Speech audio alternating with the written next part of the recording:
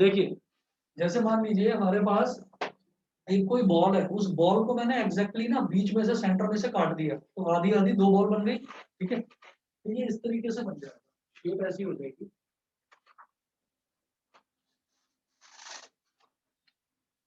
ठीक है। बॉल को मैंने बीच में से काट दिया तो मेरे पास एक इस तरीके की शेप रह जाएगी। मतलब ऊपर से तो मुझे ये सर्कल दिखाई देगा, सर्कल विद रेडियस आर।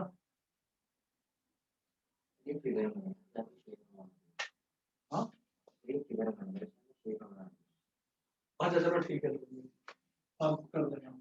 और इसको हेमिस्फीयर बोलते हैं।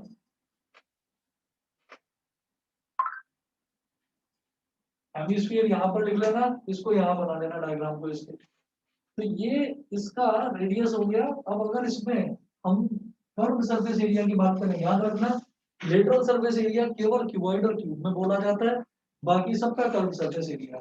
तो इसका कर्व सरफेस एरिया कितना हो जाएगा, सिर्फ और सिर्फ कर्व वाला पोर्शन, जो कर्व वाला पोर्शन है। तो कर्व सरफेस एरिया कितना हो जाएगा, वही स्फीयर जो है, स्फीयर का कर्व सरफेस एरिया कितना होता है, 4 पाई r स्क्वायर। तो हेमी मतलब आधा स्फीयर, तो उसको क्या हो जाएगा, 2 पाई r स्क्वायर। तो ये हो जाएगा 2 पाई r स्क्वायर। उसके बाद टोटल सरफेस एरिया की बात करते हैं, तो ये जो इसका कर्व सरफेस एरिया है ना, ये तो 2 पाई r स्क्वायर हो गया। और जो ऊपर है, ऊपर तो मुझे सर्कल दिखाई दे रहा है, और सर्कल का एरिया क्या होता है, पाई r स्क्वायर। तो अगर मैं 2 पाई r स्क्वायर में ऊपर का ये सर्कल, ये पाई r स्क्वायर और ऐड कर दूं, तो 2 पाई r square plus pi r square कितना हो जाएगा, 3 पाई r स्क्वायर। तो टोटल सरफेस एरिया हो गया 3 पाई r स्क्वायर। और वॉल्यूम, वॉल्यूम में बिल्कुल सेम, उसमें कोई दिक्कत ही नहीं है। जो स्फीयर है, स्फीयर का वॉल्यूम 4/3 पाई r क्यूब होता है, तो उसका जस्ट हाफ कर दीजिए, 2/3 पाई r क्यूब। तो यहाँ वॉल्यूम हो जाएगा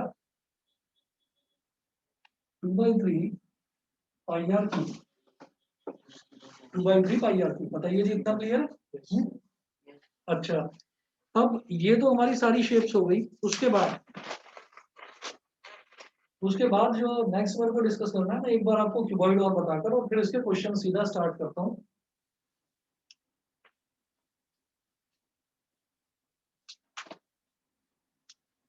और फिर एक एक करके करेंगे, क्यूबॉइड के क्वेश्चंस करेंगे, फिर स्फीयर के, कोन के, सिलेंडर के, सभी के। ठीक है।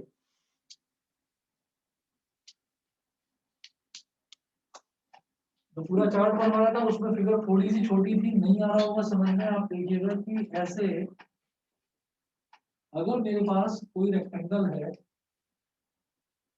इस रेक्टेंगल को मैं 3D में देखना चाहता हूँ ऐसे।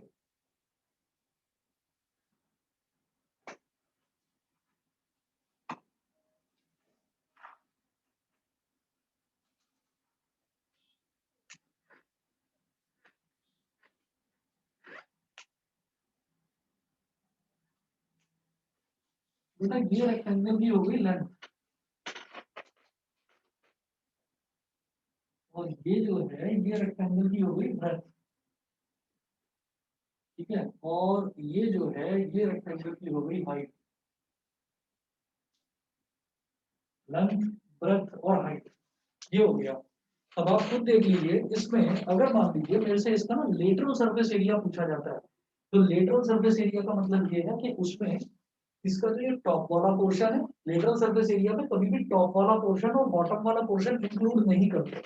लेटरल सरफेस एरिया का मतलब ये जो फ्रंट की वॉल है ये, जो पीछे की वॉल है ये, जो राइट साइड की वॉल है ये, और जो लेफ्ट साइड की वॉल है ये। तो आप ये देखो, अगर मैं सिर्फ और सिर्फ फ्रंट वाली वॉल की बात करूं, तो यहाँ पर लेंथ तो है एल, और जो ब्रेथ है वो है एच।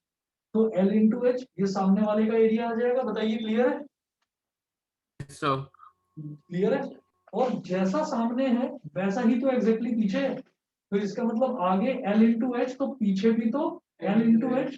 तो इसलिए मैंने लेटरल सरफेस एरिया में बोल दिया twice of L H plus lateral surface area. बाकी दो एरिया कौन से आते हैं, एक ये साइड की वॉल इधर वाली, और एक साइड की वॉल इधर वाली।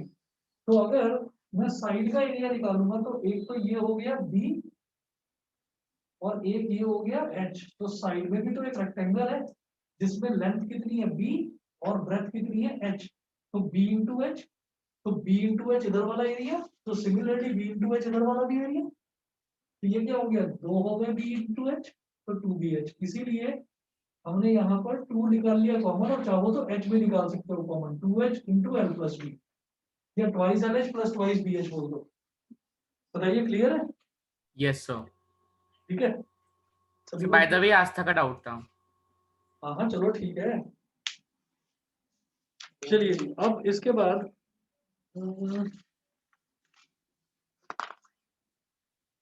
देखिएगा जी, जो क्वेश्चंस है ना, क्वेश्चंस जो मुझे लगता है जो आप लोगों को परेशान करते होंगे, सरफेस एरिया एंड वॉल्यूम आप सभी बच्चे 9th क्लास में भी करके आए हैं, तो कोई ऐसा तो है नहीं कि आप लोगों के लिए कोई बहुत नई चीज है। जो ये डायग्राम, जो सारी की सारी ये शेप्स आपको बताई हैं और फॉर्मूले बताए हैं, ये भी आप सब लोग जानते ही थे। आपने ये फॉर्मूले 8th में भी पढ़े होंगे, 9th में भी पढ़े होंगे।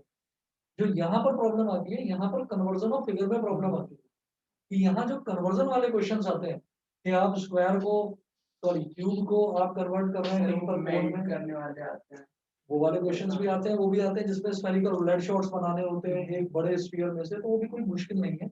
हम क्वेश्चन स्टार्ट करते हैं।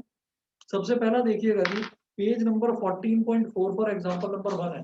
बुक, हाँ अक्यूमेंटी करते हैं। तो पेज नंबर 14.4 पर एग्जांपल नंबर 1 है। बुक है तो ठीक है, बुक नहीं है तो मैं यहाँ पर क्वेश्चन लिख ही रहा हूँ।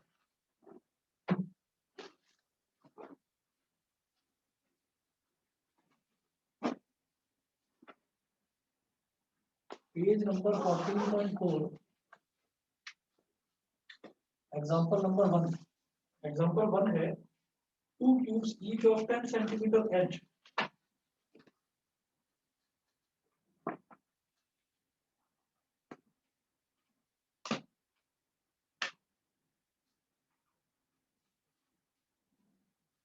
Two cubes each of 10 centimeter edge are joined. Two cubes each of 10 centimeter edge are joined end to end. Are joined end to end.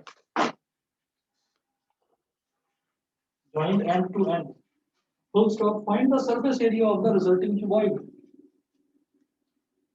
Find the surface area of the resulting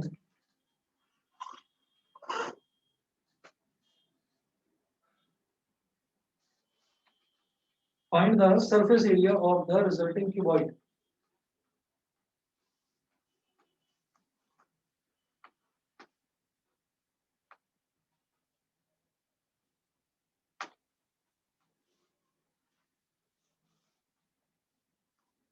अभी देखिएगा 2 cubes each of 10 centimeter edge are joined end to end, find the surface area of the resulting cuboid। तो मेरे पास 2 cubes हैं जो end to end मैंने join कर रखे हैं, जिनकी साइड कितनी दे रखी है 10 सेंटीमीटर। एज एज मतलब साइड है ना, तो वो कितनी दे रखी है 10 सेंटीमीटर। तो मैंने एक क्यूब ऐसे बना लिया,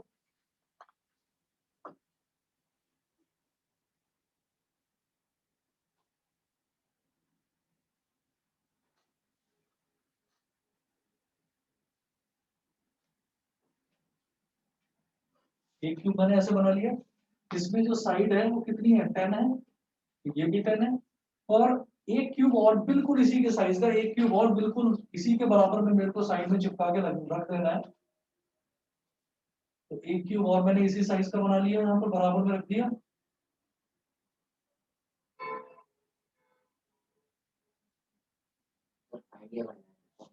बिल्कुल बताता हूँ। अभी इन्होंने बोला find the surface area of the resulting cuboid. अब क्या है आपका जो क्वेश्चन है वो ये है कि कौन सा सरफेस एरिया फाइंड आउट करूं, एलएस से या टीएस से। जब भी कभी आपसे सिर्फ और सिर्फ सरफेस एरिया मेंशन हो, आप टोटल सरफेस एरिया निकालो। ठीक है, सिर्फ और सिर्फ सरफेस एरिया मेंशन है ना, तो इसका मतलब उन्होंने लेटरल नहीं बोला, इसका मतलब आप टोटल सरफेस एरिया निकालो। आप यार ये ध्यान रखिएगा, वो स्पेशली कर्व्ड सरफेस एरिया बोलेगा, टोटल नहीं बोलेगा स्पेशली कभी भी।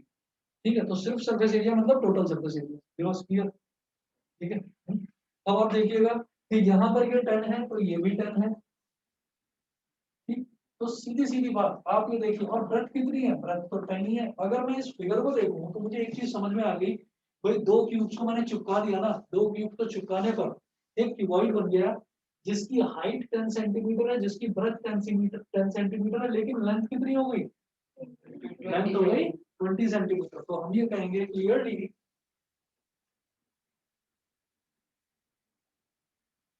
it is a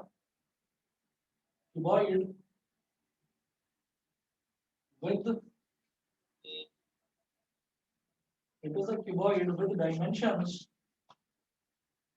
L is equal to 20 centimeter, B is equal to 10 centimeter, and H is equal to 10 centimeter. Therefore, total surface area of cuboid is equal to twice of LB plus BH plus HL. LB plus BH plus HL.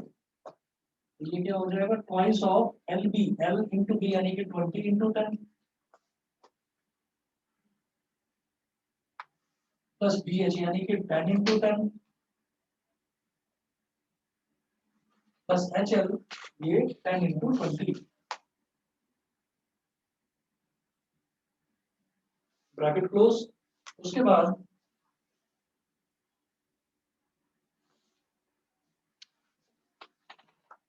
is equal to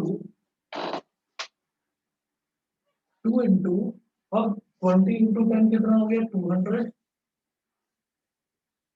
plus 10 into 10 कितना हो गया? 100 plus 10 into 20 कितना हो गया? 200। तो 2 multiplied by 200 plus 200, 400 plus 100, 500, 500 2 are 1000 centimetre square. मुझे लगता है समझ में आ गया होगा। Yes, sir. ठीक है? सर एक और क्वेश्चन है, मतलब कितना है सारी बातें। नहीं बेटा, ये करके तो आप इतना दिखाओगे, मैं जो ये कर रहा हूँ ना, इसका मतलब सीधा सीधा ये है, आपको बिल्कुल मेरी कॉपी करनी है ऐसे। बिल्कुल आप चाहो, जब पेपर में आप पेपर आपको करना है तो पेपर में स्टेप बाय स्टेप एक एक चीज लिखेंगे। समझ गए? ठीक। चलिए जी, एग्जांपल नंबर 2 देखते हैं। स्टेप मार्किंग है एग्जाम में, तो ध्यान रखना, शॉर्टकट मत मार देना। 3 cubes whose edges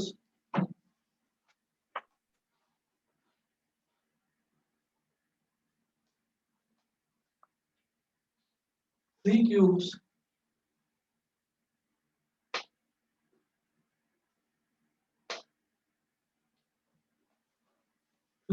whose edges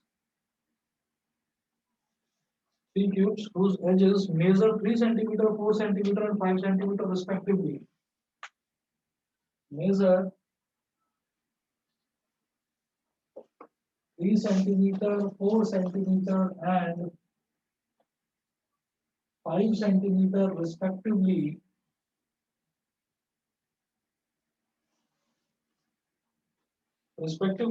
To form a single cube.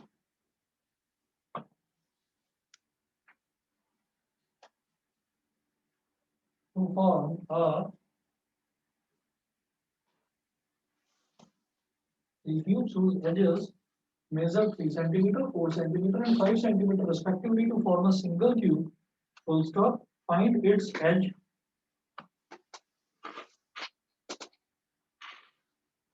Full stop. Find its edge. Find its edge.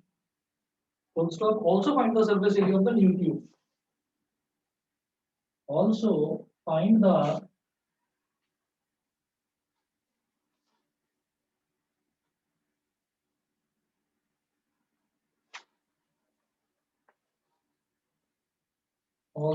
the surface area of the new cube. ठीक है?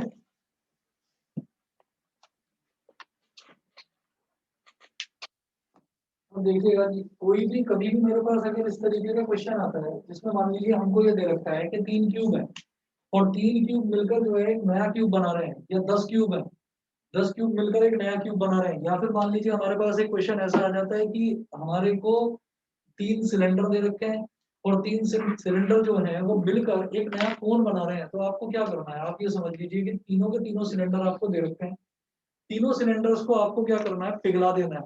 पिघलाना मतलब मेल्ट कर देना है, और मेल्ट करने के बाद में आपको एक नया कोड बना देना है।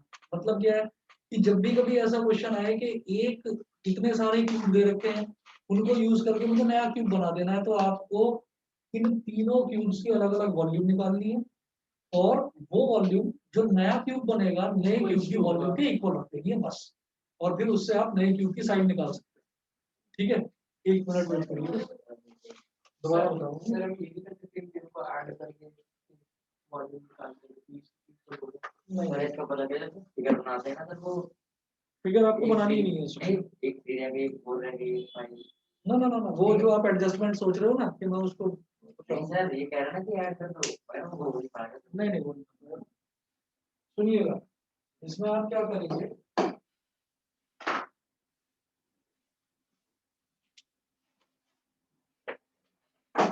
let the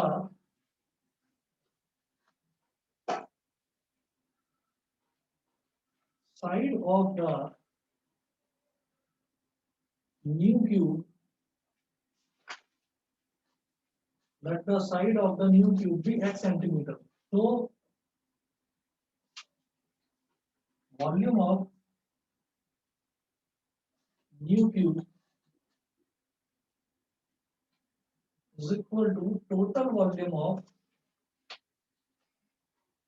all cubes. मतलब ये जो 3 क्यूब दे रखे हैं ना मेरे को, एक क्यूब दे रखा है जिसकी साइड है 3 सेंटीमीटर, दूसरा क्यूब है उसकी साइड 4 सेंटीमीटर, तीसरे क्यूब की साइड 5 सेंटीमीटर। तो इन सभी क्यूब से मिलके ना नया क्यूब बन रहा है। तो क्या होगा, हम क्या करेंगे, इन तीनों की वॉल्यूम निकालेंगे, इसकी वॉल्यूम, इसकी वॉल्यूम, इसकी वॉल्यूम, और तीनों की वॉल्यूम जो टोटल है वो नए क्यूब की वॉल्यूम के बराबर हो जाएगी। नए क्यूब की नया क्यूब जो है उसकी साइड को मैंने x माना है, तो क्यूब की साइड क्या होती है बेटा, क्यूब की वॉल्यूम क्या होती है, x का क्यूब साइड का क्यूब इज इक्वल टू सारे क्यूब्स की वॉल्यूम कितनी, b का क्यूब प्लस 4 का क्यूब प्लस 5 का क्यूब। तो क्या हो जाएगा, x cube is equal to 3 का क्यूब कितना हो गया 27,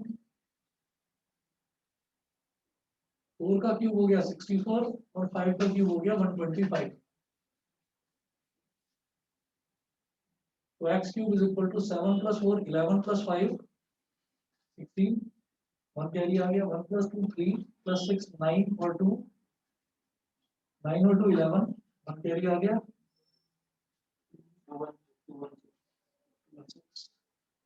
216 किसका हो जाएगा, क्यूब रूटिंग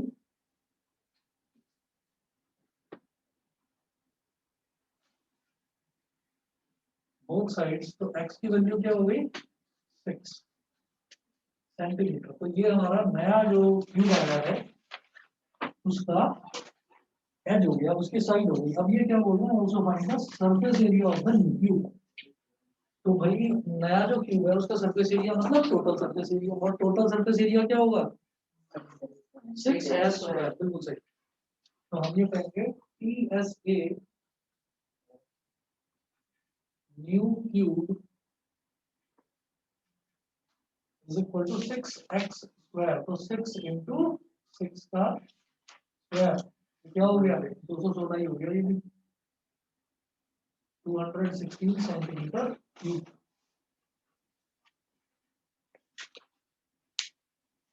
सर वो क्यूब नहीं होगा, सेंटीमीटर स्क्वायर होगा।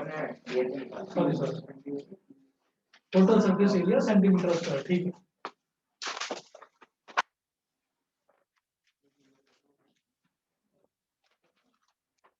देखिए जी, इसके बाद जो अगला क्वेश्चन दे रखा है बिल्कुल क्वेश्चन नंबर 1 के जैसा है। 3 cubes each of side 5 centimetre are joint end to end. मैं सिर्फ पढ़ देता हूँ इसको, इस क्वेश्चन को पढ़ने की जरूरत नहीं है, इसी के जैसा क्वेश्चन मैं आपको होमवर्क में भेज दूंगा। 3 cubes each of side 5 centimetre are joint end to end. 3 cube है जिनकी साइड 5-5 सेंटीमीटर है, तीनों को एंड टू एंड मैंने ज्वाइन कर दिया, ठीक है। Find the surface area of the resulting cube. यही तो करा था पहले क्वेश्चन में। 2 cubes each of side 10 centimeter are joined end to end, find the surface area of the resulting cube। वहां 2 क्यूब थे, अब 3 क्यूब हो गए, ठीक है। तो क्या होगा 10 10 10 तो वो 30 हो जाएगा। चेंज किसमें आएगा, सिर्फ लेंथ में। ब्रेथ जो है वो भी सेम रहेगी 10 और जो हाइट है वो भी सेम रहेगी। ठीक, तो इसलिए ये क्वेश्चन मैं करवा नहीं रहा हूँ, एग्जाम्पल नंबर 3 छोड़ रहा हूँ, एग्जाम्पल नंबर 4 पर आ जाइए। ये एनसीईआरटी में भी है ये क्वेश्चन सेम, और सेम ही क्वेश्चन एग्जाम्पलर में भी। एग्जाम्पल नंबर 4 कर रहे हैं, 3 को मैं छोड़ रहा हूँ। एग्जाम्पल 4 नोट करेंगे सभी बच्चे। एग्जाम्पल नंबर 4 है 2 cubes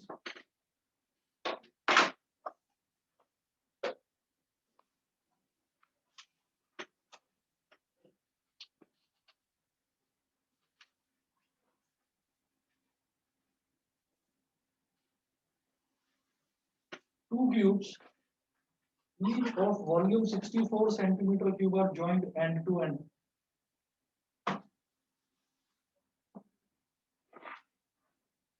Each of volume 64 centimeter cube are joined end to end.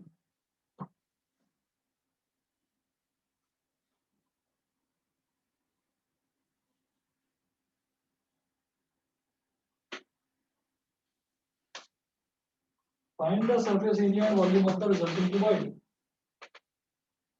Find the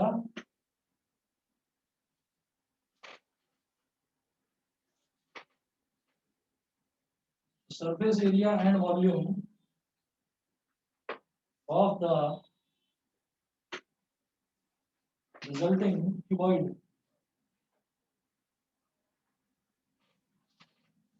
अगर ध्यान से देखो तो क्वेश्चन ये भी वही है, क्वेश्चन ये भी नया नहीं है, इसमें कुछ भी नया नहीं है।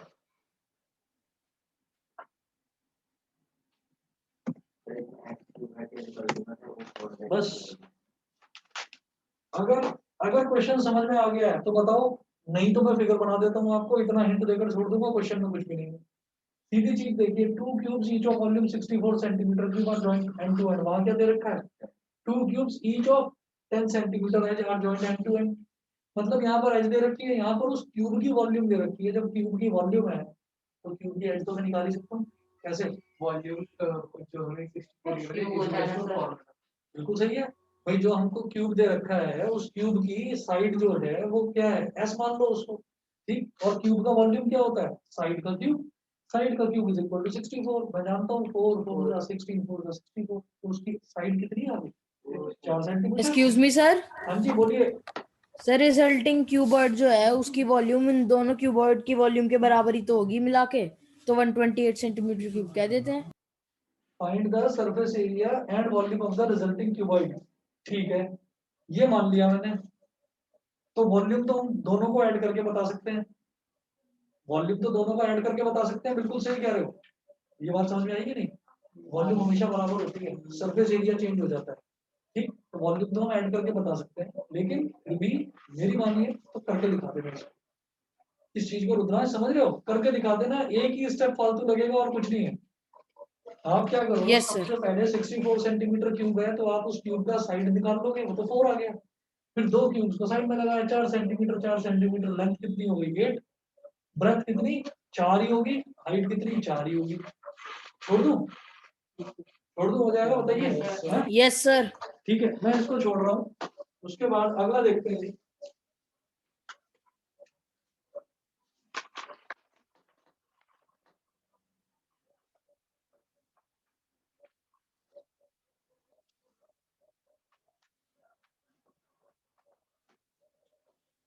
देखिए यहाँ पर भी सरफेस एरिया लिखा हुआ है क्वेश्चन में। सरफेस एरिया मतलब टीएस है, total surface area.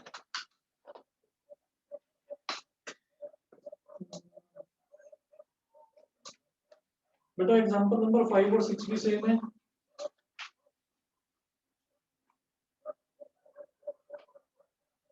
Example number 7 है, इंटरेस्टिंग, जरा देखिएगा। Example number 7।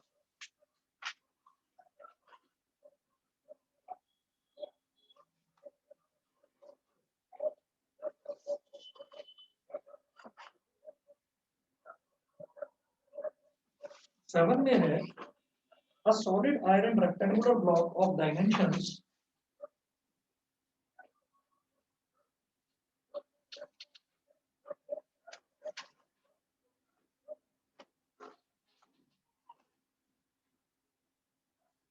a solid iron rectangular block of dimensions,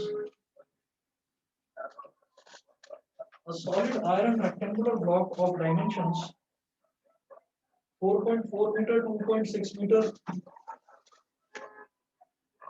4.4 meter, 2.6 meter, and 1 meter is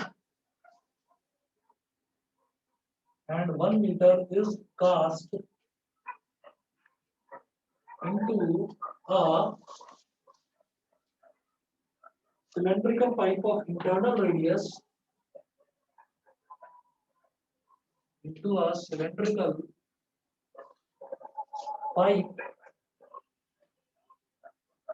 of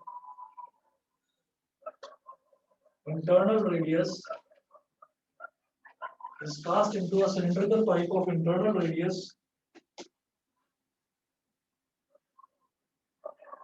30 centimeter and thickness 5 centimeter. 30 centimeter and thickness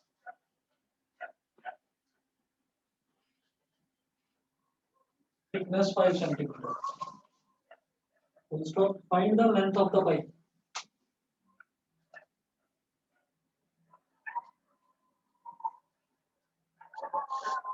Find the length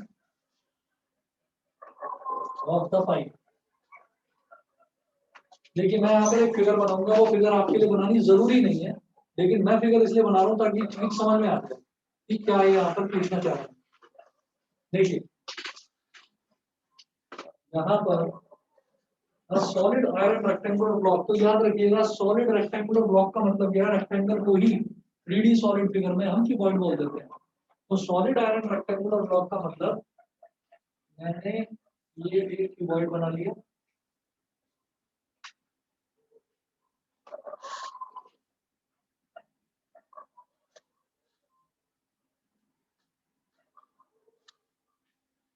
cuboid की जो length है, length कितनी है 4.4 metre, जो breath है बेटा ब्रेथ दे रखी है 2.6 मीटर, और जो हाइट है h ये दे रखी है 1 मीटर। दिखाई दे रहा है सभी को, लेंथ ब्रेथ और हाइट, ठीक है ये है।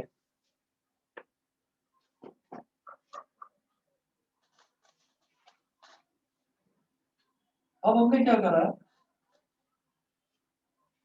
इस cast into a cylindrical pipe. Cast का मतलब क्या है, इसको पिघलाकर एक सिलेंड्रिकल पाइप बना दिया जाता है। इसका कोई मेटल का है, ये उस मेटल को गर्म करके ठीक पिघलाकर एक सिलेंड्रिकल पाइप बना दिया जाता है। तो सिलेंड्रिकल पाइप ऐसा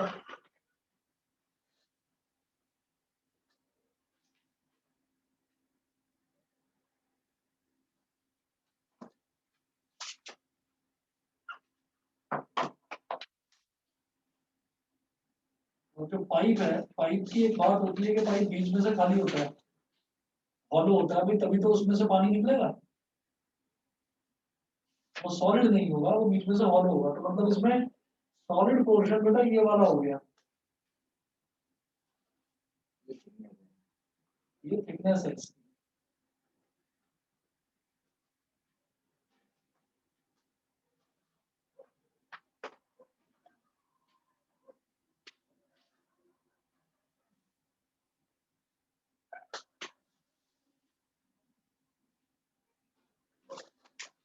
समझ गए ना, ये सॉलिड है। आप ये समझ लीजिए कि नॉर्मल पाइप नहीं है, मोटा पाइप है। तो मोटा पाइप मतलब ये बीच में से हॉलो है, मतलब इसमें से पानी यहाँ से निकलेगा, लेकिन साइड से ये पूरा मोटा है। तो इसकी विड्थ दे रखी है कितनी, विड्थ देखिएगा पहले तो देखो रेडियस कितना दे रखा है, इसका अंदर का रेडियस दे रखा है बेटा 30 सेंटीमीटर। तो ये जो रेडियस है अंदर का, अंदर वाले रेडियस को मैं बोल देता हूँ स्मॉल आर, ये दे रखा है 30 सेंटीमीटर, और थिकनेस दे रखी है 5 सेंटीमीटर। ये जो थिकनेस है इसको टी बोल दीजिए, ये दे रखा है बेटा 5 सेंटीमीटर।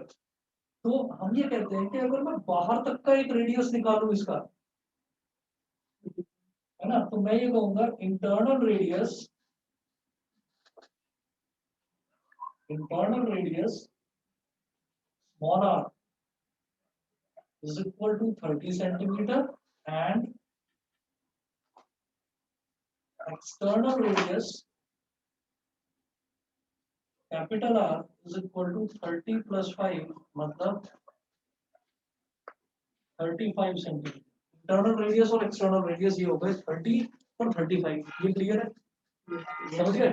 अब क्या है कि इसको पिघलाकर ये सिलेंडर बनाया जा रहा है. ठीक, तो इस सिलेंडर के बीच में से तो खोखला है, ये होलो है. तो इस सिलेंडर की वॉल्यूम क्या होगी? आप इस पूरे सिलेंडर को सॉलिड सिलेंडर मान के और एक बार एक्सटर्नल वॉल्यूम निकाल लो और एक बार इंटरनल वॉल्यूम निकाल लो और एक्सटर्नल में से इंटरनल ये जो बीच का पोर्शन है इसको गायब कर दो, मतलब माइनस कर दो.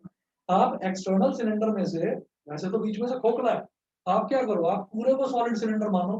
ठीक है, और आप क्या करो, आप पूरे का एक्सटर्नल रेडियस मान के पूरे का वॉल्यूम निकालो और इंटरनल को रेडियस मान के बीच वाले का वॉल्यूम निकालो और बीच वाले को बाहर वाले में से अंदर वाले को सब्ट्रैक्ट कर दो. तो आपके पास सिर्फ और सिर्फ ये बचेगा, सिर्फ और सिर्फ मेटल का वॉल्यूम बचेगा. हाइट तो मैं निकाल लूंगा, हाइट तो मैं निकाल लूंगा. सर वो ऐसे हुआ क्या कि इसकी वॉल्यूम निकाल इसकी volume is equal to this और यहाँ पर हाइट होगा नो. पहले तो ये करना पड़ेगा ना, वॉल्यूम पहले वो करके इसकी अरे height दोनों निकालेंगे. चीजें साथ साथ करेंगे. टेंशन नहीं लेने का. आपसे इसकी हाइट पूछी है क्या, इसकी वॉल्यूम पूछी है क्या? नहीं पूछी ना. इसकी हाइट पूछी है तो भी निकालना है. इसकी हाइट को h मानो,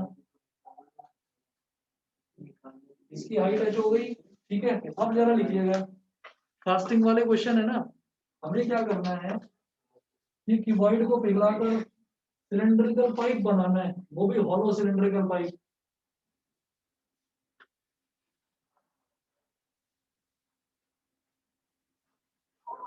तो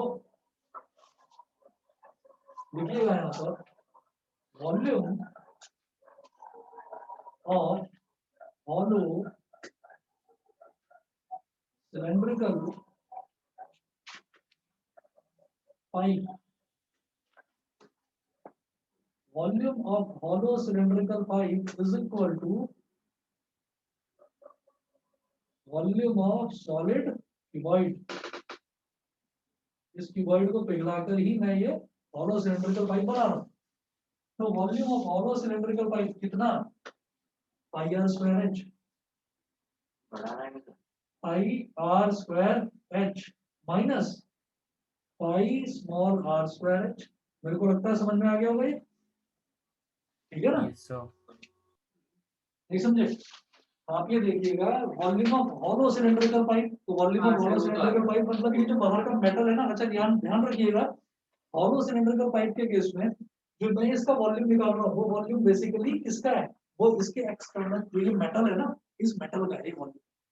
ठीक है, वो कई बार आपसे ये भी कहेंगे कि वॉल्यूम ऑफ मेटल. तो जब वो वॉल्यूम ऑफ मेटल बोले तो आपको क्या करना है, आपको बाहर वाले में से अंदर वाले को माइनस कर देना है. समझ गए? क्लियर? चले आगे. Excuse me, sir. थिकनेस का रोल क्या है? थिकनेस का रोल ये है बेटा, एक मिनट रुकिए. ये इंटरनल रेडियस 30 है और एक्सटर्नल कैसे आया, थिकनेस उसमें ऐड कर दिया, 30 में 5 को ऐड कर दिया तो 35 आ.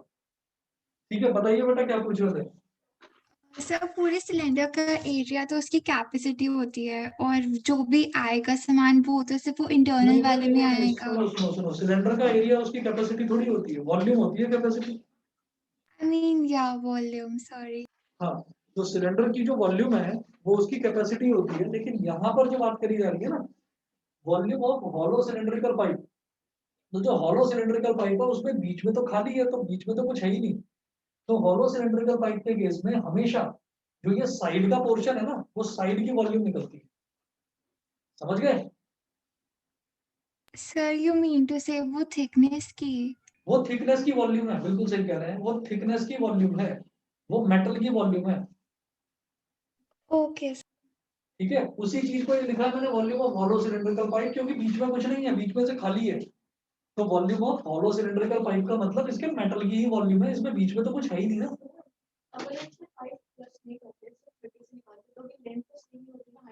तो भी सेम होती है, लेकिन वो बीच का आ जाता है, वो तब आता है जब बीच में सॉलिड भरा हुआ होता है, बीच में से खाली है. तो बीच में हमने निकाला कैसे, हमने ऐसे निकाला है कि पूरे को तो सॉलिड मान लिया, तो बाहर तक सॉलिड और अंदर वाला भी सॉलिड, तो बाहर वाले में से अंदर वाले को आपने एक तरह से सोचो कि काट के अलग निकाल दिया, तो सिर्फ बाहर का मेटल ही तो बचा। हाइट सेम रहेगी, हाइट सेम रहेगी। देखो मैंने भी दोनों में एच एच सेम ही लिया है, हाइट चेंज नहीं ली, रेडियस अलग हो जाए, कोई बाहर का रेडियस ज्यादा और अंदर का रेडियस कम। ठीक है, नहीं समझे? हाँ, तो ये pi R square H minus pi small R square H is equal to volume of solid cuboid. अभी क्यूबॉइड में ना मेरा एक काम आप मान लीजिएगा, जैसे ये लेंथ है 4.4, तो इसको ना चेंज कर लेना,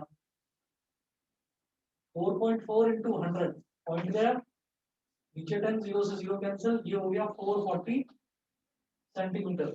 ठीक है, क्यों? क्योंकि ये सारा सेंटीमीटर में दे रखा है। ठीक है ना, तो हम पॉइंट से बचना चाहते हैं, हम पॉइंट से बचना चाहते हैं, तो इसी तरीके से जैसे लेंथ कितनी हो गई तो ब्रेथ कितनी हो जाएगी, 2.6 है ना, तो 260 सेंटीमीटर। तो ऐसी हाइट कितनी हो जाएगी, 1 है ना, तो 1 का मतलब 100 सेंटीमीटर।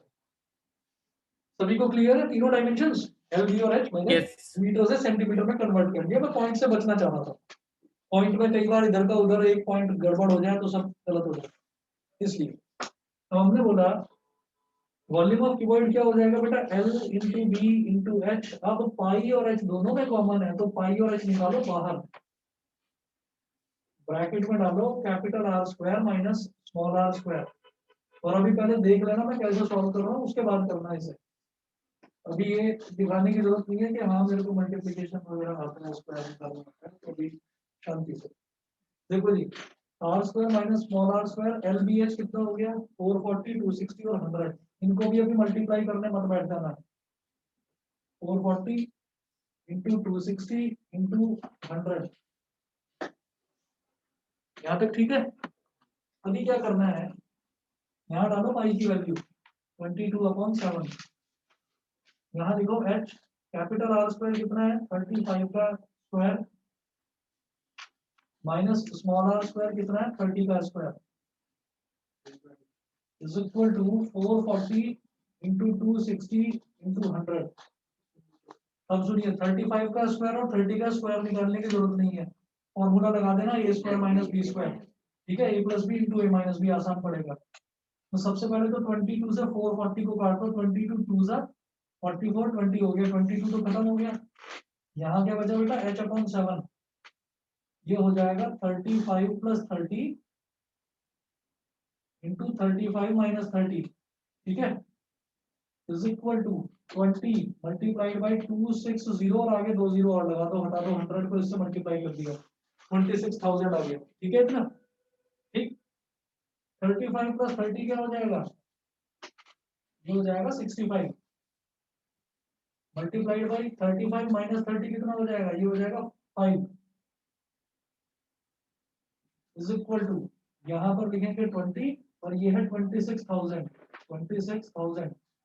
मुझे मालूम है 13 के टेबल में 26 आता है, 13 2 26 0 0 0 एंड 13 5 65। इसको ऐसे काट लिया, 5 4 20 ये गया, 5 4 20 और 2 जीरो यहाँ आ गए, तो 4 इंटू 400 बच गया इधर, और ये बचा मेरे पास h/7 is equal to 4 into 400 कितना हो गया 1600। इनको मल्टीप्लाई कर दीजिए, h इज इक्वल टू 16 7 होता है 112, 112 के आगे 2 जीरो, इतना क्या सेंटीमीटर, तो सीधा सीधा बोलो 112 मीटर। बताइए जी, क्लियर है सभी को? हमेशा याद रखना इन क्वेश्चंस में अगर आप मल्टीप्लाई करने बैठ गए क्वेश्चन आपका लेंथी हो जाएगा, टाइम जाएगा एग्जाम में। ठीक है, तो जितने भी है जो भी आइडेंटिटी आती है, और खास तौर पर होलो सिलेंड्रिकल पाइप के क्वेश्चन में हमेशा ये आइडेंटिटी लगेगी ही लगेगी, ए स्क्वायर माइनस बी स्क्वायर, तो उसमें मेहनत करने की जरूरत नहीं है कि पहले 35 का स्क्वायर निकाल रहे हैं, फिर 30 का स्क्वायर निकाल रहे हैं, फिर सब्ट्रैक्ट कर रहे हैं, बड़ा लंबा हो जाएगा कुछ। बताइए जी, इतना क्लियर है? Yes sir. सर अगर हम इसको सेंटीमीटर में छोड़ देंगे तो क्या आंसर गलत आएगा? नहीं नहीं, कोई गलत नहीं है, सेंटीमीटर में छोड़ोगे तो भी कोई गलत नहीं है। भाई एक बार बताओ, 11,200 सेंटीमीटर लिखना कहाँ तक ठीक है? तो थोड़ा छोटा लिख लेना, 112 मीटर लिख लेना इसको। ठीक है, समझ गए? Yes sir. ठीक है जी, मैं कुछ क्वेश्चंस आपको भेजूंगा, वो आप लोग करिएगा। ठीक है, आज के लिए फिर इतना ही। Okay sir. ठीक है जी, thank thank you. You sir. Okay, नमस्ते sir. Thank you sir. Thank you sir. Okay बस, थैंक यू सर। ओके जी, ओके।